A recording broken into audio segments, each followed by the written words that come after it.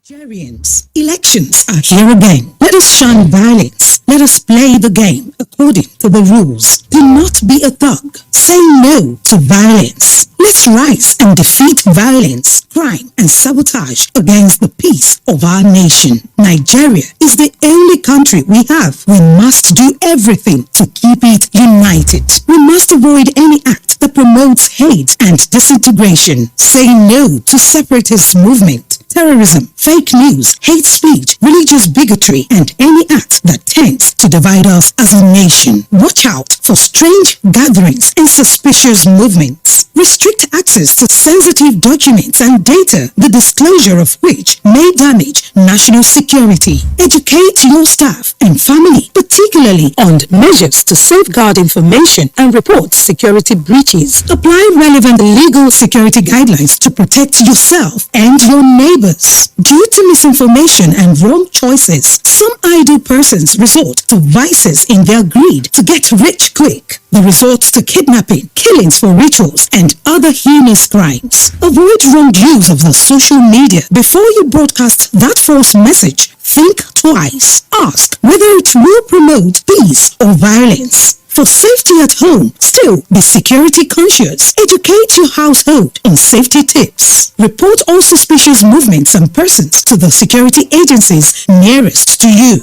Be a good citizen. Be patriotic. To pass security information, please call 0813-222-2105, 0915-339-1309, 0908-837-3514, or send a mail to dsspr@dss.gov.ng. This message is from the Department of State Services, DSS.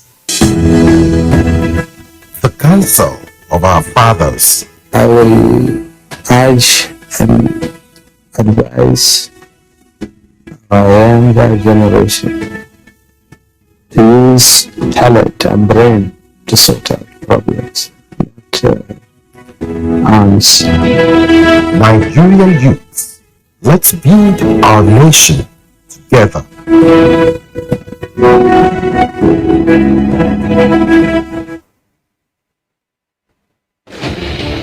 As the 2023 elections draw near, remember, evil prospers when good men and women only wish for peace, but never take a step to make peaceful elections happen. Are you a father? Are you a mother? What are you saying to your children as elections approach? Have you warned them not to let themselves be used to cause violence? Have you explained to them what the consequences of electoral violence might be?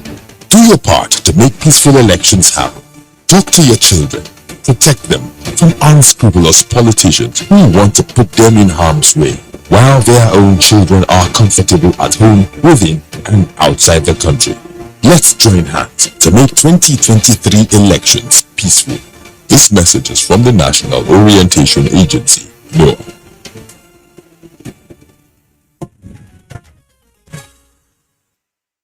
Now, the Ecological Fund was established by the Federation Account Act of 1981 and subsequently modified by Decree 36 of 1984, 106 of 1982, and the Modification Order of 2002.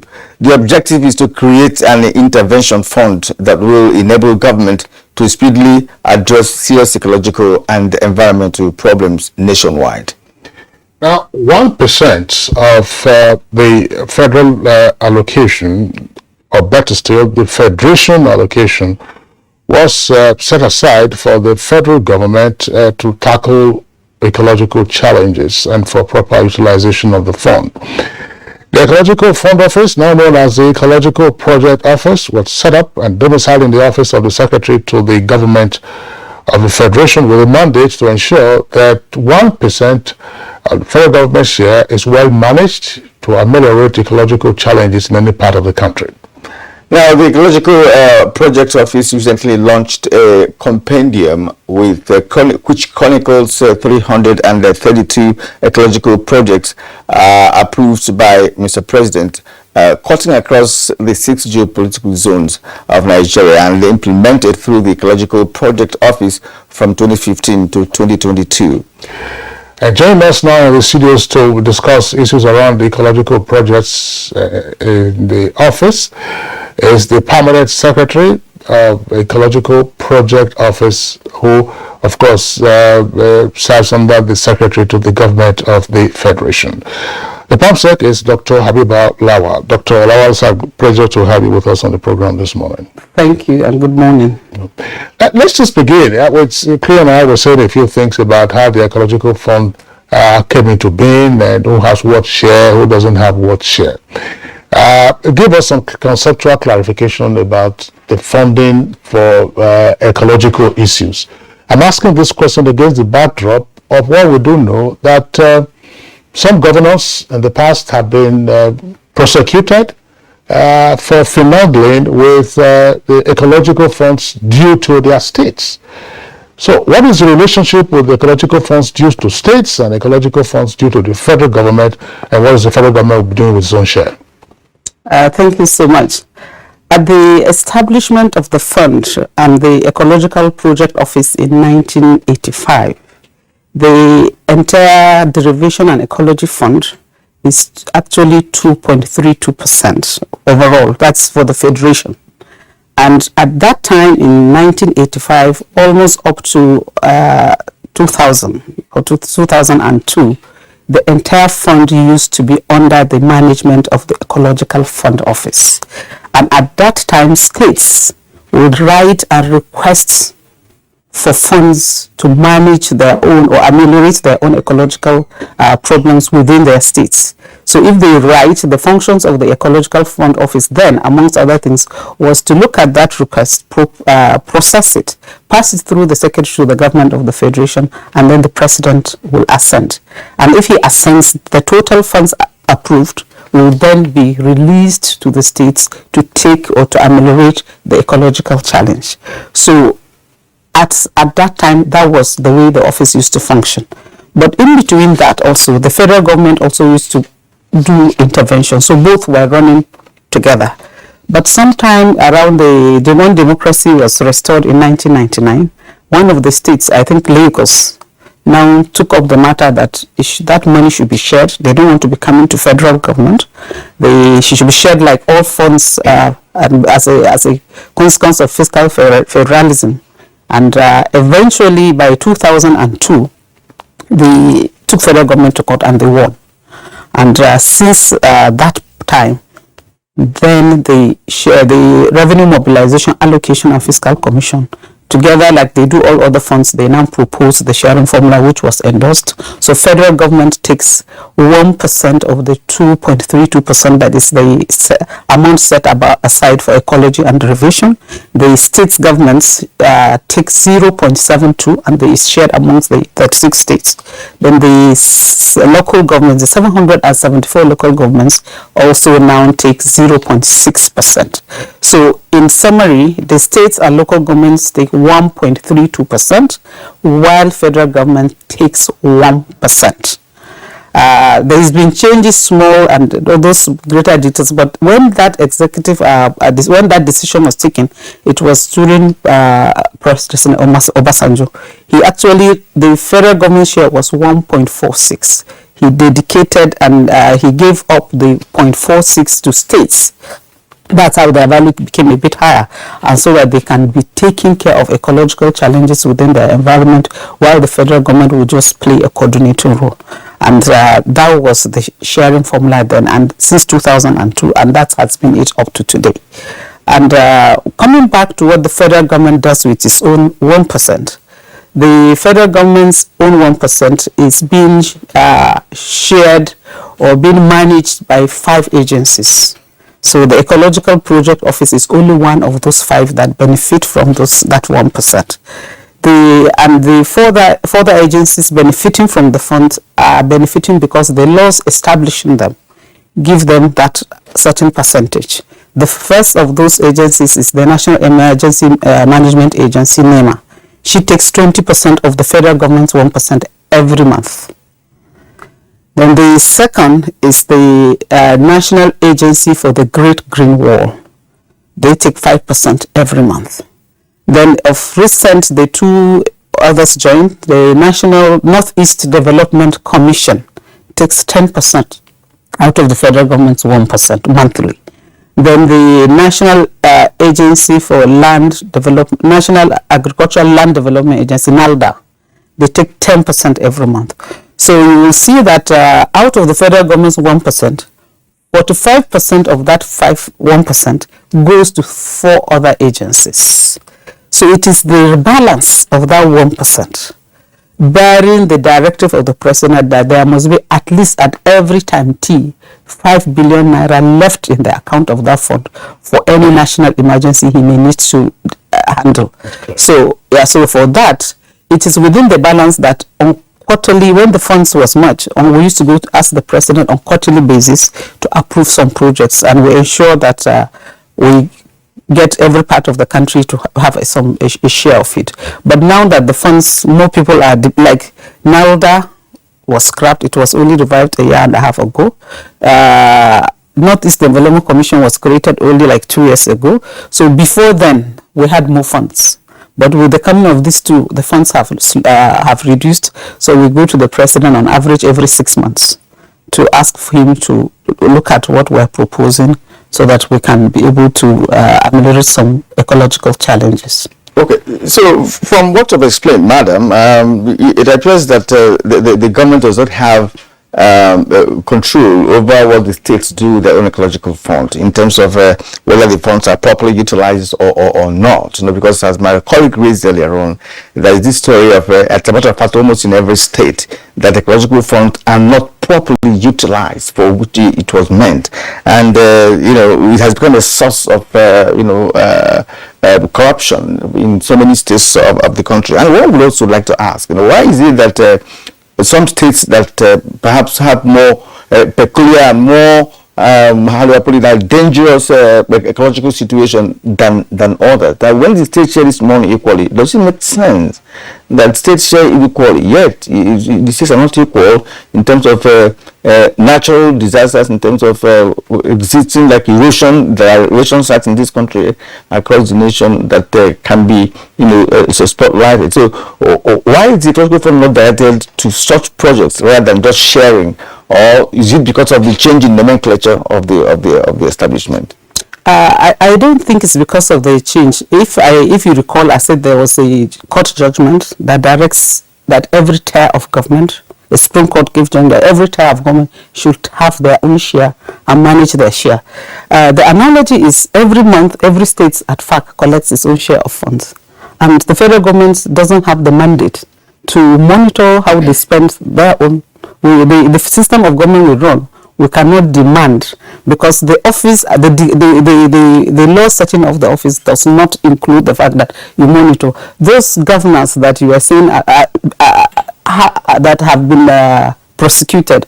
I will just go back a little to say is that sometime in the regime of President Jonathan, even with this sharing formula going on, some governors wrote to the president and mounted pressure, and then he approved a 2 billion for each of, I think it's 15 or 16 states, and they said, their letter said they were going to do XYZ projects, and I think those were the ones that had actually been prosecuted, if I recall, because we do get letters to verify, clarify.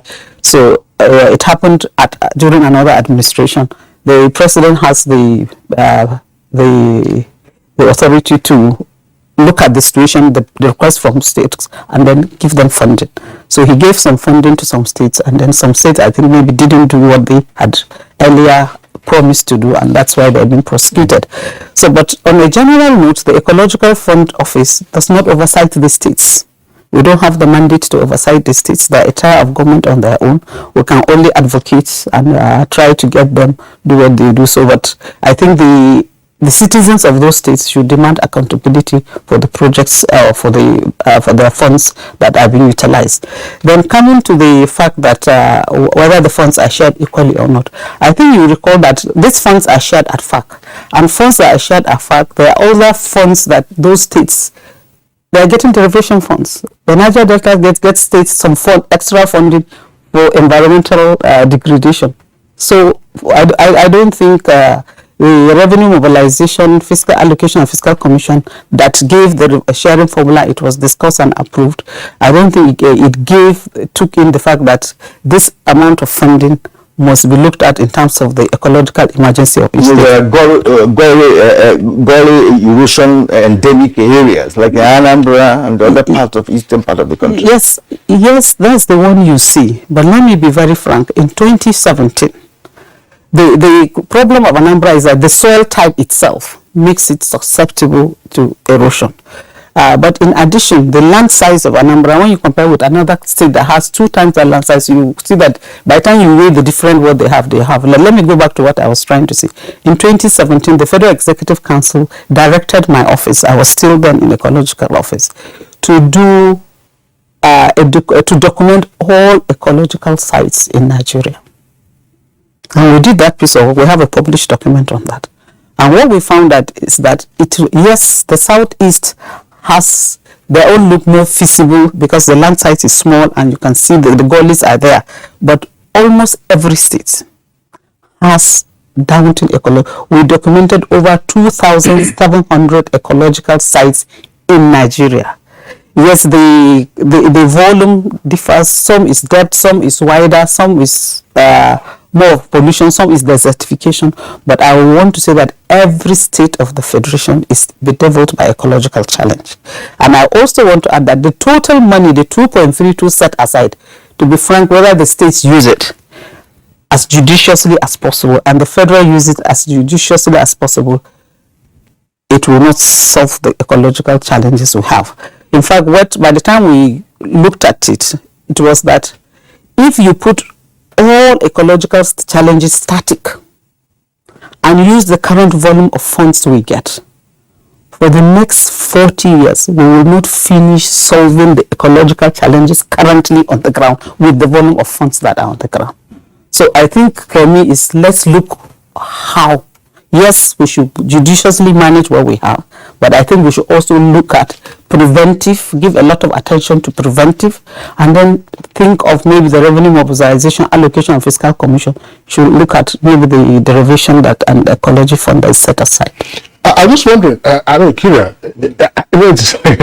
Dr. Habib Alawal is saying perhaps they have to forage for more funds for the federal government and also for the state governments. And persons who are going to raise the issue, you've also touched on that briefly, that where is the economic justice in all this? We have funds set aside for ecological remediation activities, and yet the evidence from what you have said, over 2,000 ecologically impacted sites are still there staring us in the face, and it might take, in your opinion, some 4 or 5 decades to adequately address this. Do we have a sense of how judiciously these resources are being utilized, say at the state and then at the local government levels? The track saying is that a stitch in time saves 9. So if they were getting the stitches right in time, the challenges perhaps might not be as gargantuan as they are today.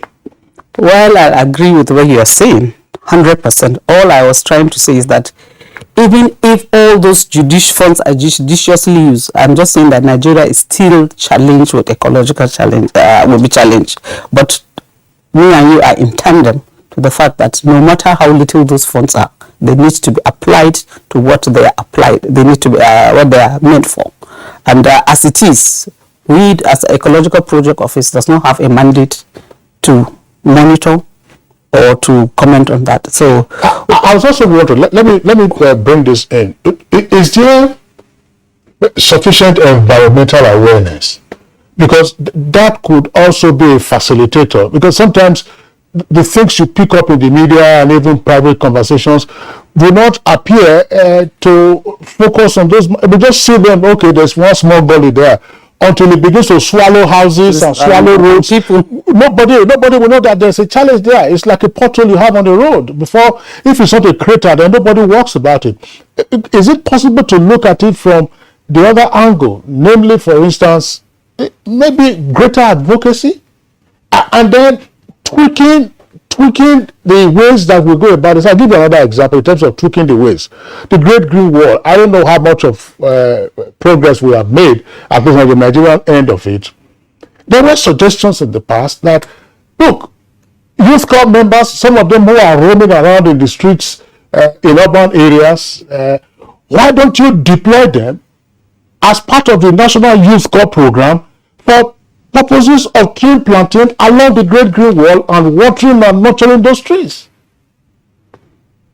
Okay, well, I think we start with I hope the Great Green Wall is listening. That's a suggestion for them to take on board. But my own take is that, yes, advocacy is important, which is, we will do a lot in terms of prevention. Like I said, prevention is critical. But let me just bring you back that the way the Ecological Project Office is set up is an intervention office, just to intervene and come back. You need to know that there's a national government's national machinery that has a mandate for environmental protection. And that is the Federal Ministry of Environment. So they do policy, they do advocacy, they do prevention, and they do all the awareness. So that is the mandate of another senior sister agency, Exactly. but not ours. But for us, at any location we are, and we are at that location, we do advocacy, and but we try not to clash, to come out to do a function that's not ours. That's because of time. I'm cutting you short. Just a yes or no answer. Do you oversight the 5 agencies you mentioned under the federal allocation for the Ecological Fund? Do you oversight such agencies? No, except one. Okay. All right. At this point, we would like to, call it a day. You didn't let her name the one that they oversight. All right, madam. Thank you indeed for coming this morning on Good Morning Nigeria. The Permanent Secretary, Ecological Project Office, in the Office of the Secretary to the Government of the Federation, Dr. Habiba Lawal. She's also been Permanent Secretary in the Ministry of Science and Technology, and of course other ministries. It's been very wonderful talking to you this morning. Thank you very much.